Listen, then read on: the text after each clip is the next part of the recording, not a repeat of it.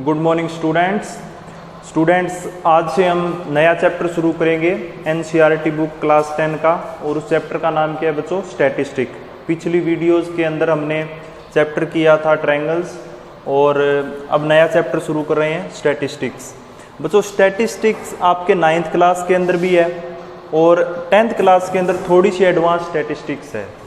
काम वही करना है जो 9th क्लास में करना था, मीन मीडियन मोड निकालने हैं, पर अब थोड़ा सा बच्चों फ़र्क है उस चीज़ में। एक तो 9th क्लास की स्टैटिस्टिक और 10th क्लास की स्टैटिस्टिक में थोड़ा सा फ़र्क है।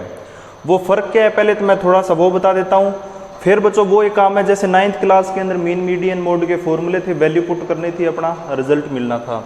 वो एक काम यहाँ पर करना है 10th क्लास के अंदर, इनका भी फॉर्मूला है और यहाँ से वैल्यू देख के अपने को वो वैल्यू पुट करनी है उस फॉर्मूले पे और अपना आंसर मिल जाएगा। बच्चों ये जो चैप्टर है काफ़ी आसान चैप्टरों में से आता है 10th क्लास की अगर मैं बात करूँ तो यहाँ से एग्ज़ाम के अंदर भी क्वेश्चन बनते हैं।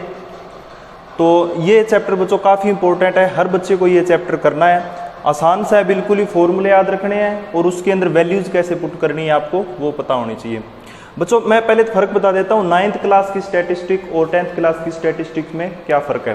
बच्चों 9th क्लास में तो आपने क्या देखा था कि आपको जैसे अपने को ये है ना नंबर दे दिए 6 7 8 7 8 9 5 4 3 6 7 0 2 4, जैसे अपने को सिंपल नंबर दे देते थे 9th क्लास के अंदर।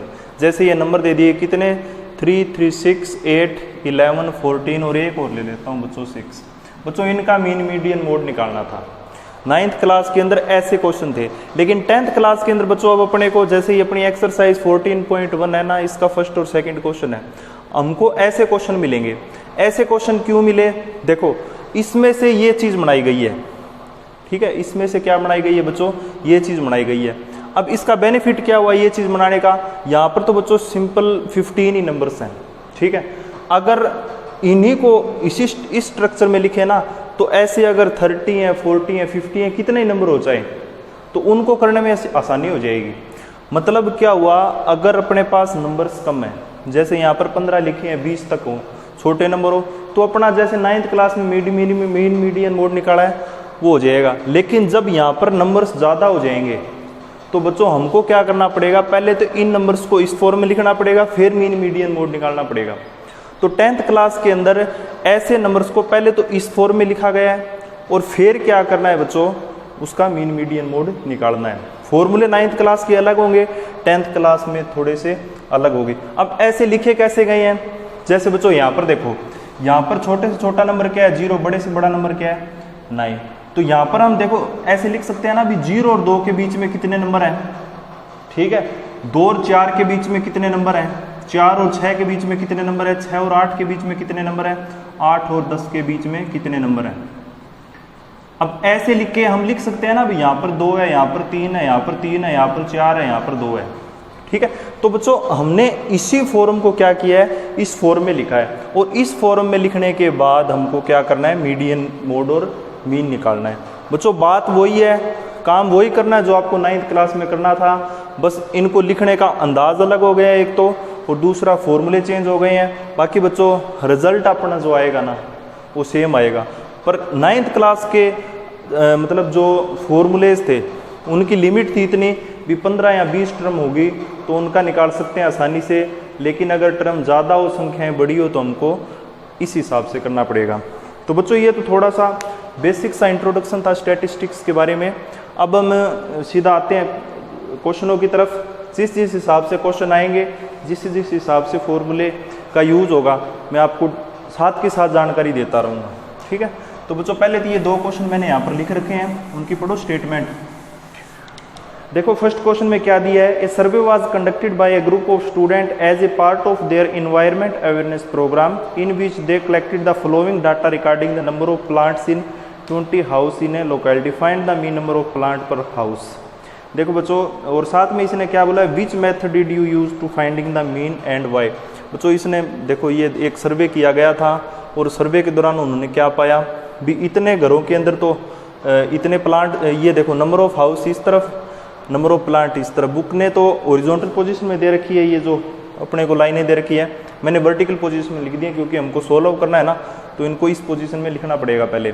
देखो इसने क्या दिया, अभी इतने हाउस हैं उसके अंदर इतने नंबर ऑफ प्लांट है, या इतने नंबर ऑफ प्लांट है ना उसके इतने हाउस हैं।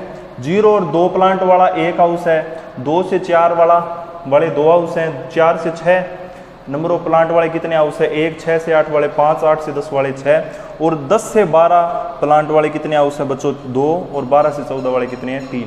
बच्चों ये अपने को दे रखा है, अपने को निकालना है इसका मीन। क्या निकालना है? मीन, कोई सुइटेबल मेथड का इस्तेमाल करके। बच्चों बहुत ही आसान है, आपको एक फॉर्मूला याद रखना पड़ेगा, और फॉर्मूला याद रखने के साथ ही अपना ये क्या हो जाएगा, वैल्यू पुट करने से क्वेश्चन हो जाएगा। बच्चों ये जो ये दे रखा होता है ना, जैसे इंटरवल, इनको क्या कहते हैं? इंटरवल कहते हैं। जैसे 0 से 2 के बीच में कितने हैं, 2 से 4 के बीच में कितने हैं, 4 से 6, इनको क्या कहते हैं? इंटरवल कहते हैं। इंटरवल, या इनको आप क्लास इंटरवल कह सकते हो, क्लास इंटरवल। अब ये जो चीज है ना, नंबर ऑफ हाउस भी, इस क्लास इंटरवल के बीच में इतने नंबर ऑफ हाउस हैं, इस क्लास इंटरवल के बीच में इतने हाउस हैं, इनको हम क्या कहते हैं? फ्रीक्वेंसी कहते हैं। क्या कहते हैं बच्चों? फ्रीक्वेंसी। फ्रीक्वेंसी को हम किससे डोनेट करते हैं बच्चों? एफ से करते हैं, ये ध्यान रखना। ये तो अपना क्या हो जाएगा? Class interval. ये क्या हो जाएगी बच्चों? अपनी फ्रीक्वेंसी। इसके बाद अगला काम क्या करना है? फॉर्मूला बाद में लिखूंगा, पहले जो जो चीजें हैं वो आपको ध्यान रखनी है। पहले वो देखो, अपने को क्या करना है बच्चों? जो अपनी क्लास इंटरवल है इसका सबसे पहले हमको क्या निकालना पड़ेगा बच्चों? मिड पॉइंट निकालना पड़ेगा। इसका क्या निकालना पड़ेगा? Mid point. किसका निकालना पड़ेगा बच्चों? ये जो क्लास इंटरवल है इसका मिड पॉइंट। मिड पॉइंट कैसे निकालते हैं? जो दोनों की दोनों टर्म है उनको ऐड करो और 2 से डिवाइड करो, तो 2 डिवाइड बाई 2 1, इसका मिड पॉइंट 1। 2 + 4 6, 6 डिवाइड बाई 2 3, 4 और 6 10, 10 को डिवाइड किया 2 से 5, फिर 7, फिर 9, फिर 11, फिर 13। ये बच्चों हमने क्या निकाल लिए? मिड पॉइंट निकाल लिए। मिड पॉइंट किसके निकाले हैं? क्लास इंटरवल के। क्लास इंटरवल के अपनी नंबर ऑफ प्लांट्स। इसके बाद हमें क्या करना है बच्चों? हमको जो फ्रीक्वेंसी है और जो मिड पॉइंट है, मिड पॉइंट, इन दोनों की क्या करनी है बच्चों? मल्टीप्लाई करनी है। क्या करनी है? इनकी मल्टीप्लाई। मिड पॉइंट को हम बच्चों जैसे फ्रीक्वेंसी को एफ से डोनेट किया है ना हमने, मिड पॉइंट को एक्स आइटा से डोनेट करेंगे, फ्रीक्वेंसी को एफ आइटा से। ठीक है, ये आपको हमेशा ऑलवेज यही करना है, frequency F ith, mid point X ith. अगला काम क्या करना है बच्चों? अगला काम हमको क्या करना है? फ्रीक्वेंसी को और मिड पॉइंट दोनों को मल्टीप्लाई करना है, मतलब एफ आइटा और एक्स आइटा इनका प्रोडक्ट करना है। देखो फ्रीक्वेंसी 1, मिड पॉइंट 1, 1 × 1 1, 2 × 3 6, 5 × 1 5, 7 + 5 12, 9 और 6 15, 11 और 2 13, 13 और 3 19। यहाँ तक बच्चों कोई दिक्कत किसी बच्चे को? हमने क्या किया है? सबसे पहले तो मिड पॉइंट निकाला था इसका क्लास इंटरवल का, फिर जो मिड पॉइंट आया है उसको फ्रीक्वेंसी के साथ मल्टीप्लाई किया है। अब बच्चों फॉर्मूला देखो आप, अब आपको क्या करना है बच्चों? फॉर्मूला देखना है। देखो कैसे करेंगे कि, सॉरी एक चीज़ बच्चों हमारी यहाँ पर गलत हो गई है, और वो गलत क्या हुई है? यहाँ पर है ना 13 × 3 39 मल्टीप्लाई करनी थी ना हमको। ये बच्चों कितना हो जाएगा? 22, ये हो जाएगा बच्चों 54, ये हो जाएगा 35, बाकी बच्चों ठीक है। ठीक है, ये हमने क्या कर लिया है बच्चों? मल्टीप्लाई कर लिया है, मतलब एफ आइटा एक्स आइटा निकाल लिए। अब बच्चों जो फॉर्मूला होता है ना अपना मीन का, वो लगाते हैं। अब फॉर्मूला क्या होता है मीन का? मीन को वैसे कैसे डोनेट करते हैं? एक्स के ऊपर इस हिसाब से बार लगा के करते हैं।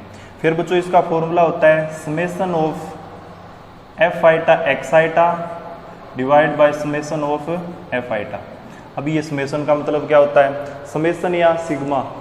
अब इसका मतलब होता है भी जो एफ आइटा एक्स आइटा जो वैल्यूज आई है इतनी, इन सारों का जोड़ करना है। जोड़ किस किस का? 1 6 5 35 54 22 और 39, इन सारों का ऐड करना है। और इनको जब बच्चों ऐड करते हैं तो अपने पास आता है 162 आता है। ठीक है, और सिग्मा या समेशन एफ आइटा क्या होता है? ये जो फ्रीक्वेंसी की वैल्यू होती है इनको ऐड करना है। और ये कितनी है बच्चों टोटल? ये है अपनी को दे रखी है 20। क्योंकि कितने हाउसों का सर्वे किया गया था, 20 हाउसों का। तो बच्चों यहाँ पर ये कितना आ गया 20। अब देखो summation F ith X ith की वैल्यू 162, समेसन एफ आइटा की वैल्यू 20। तो 162 को 20 से डिवाइड करेंगे तो बच्चों अपना आंसर कितना आएगा, 8.1 आएगा। ठीक है, तो बच्चों इस प्रकार से हमको क्या करना है, मीन निकालना है। मीन कैसे निकालते हैं एक बार फिर से देखो, सारी की सारी एक्सरसाइज इसी प्रकार से होगी, बस थोड़ा सा फर्क होगा, थोड़ा सा फॉर्मूले में चेंज होगा, वो मैं बता दूंगा कैसे होगा। आपको ये चीज़ें दे रखी होगी, फ्रीक्वेंसी दे रखी होगी। सबसे पहले क्लास इंटरवल का मिड पॉइंट निकालना है, फिर जो फ्रीक्वेंसी और मिड पॉइंट है उनको मल्टीप्लाई करना है, फिर ये जो फॉर्मूला होता है मीन का वो क्या होता है, summation of F ith X ith divide by summation of F ith, value put करनी है और अपना बच्चों क्या आ जाएगा, आंसर आ जाएगा। अब सेकंड क्वेश्चन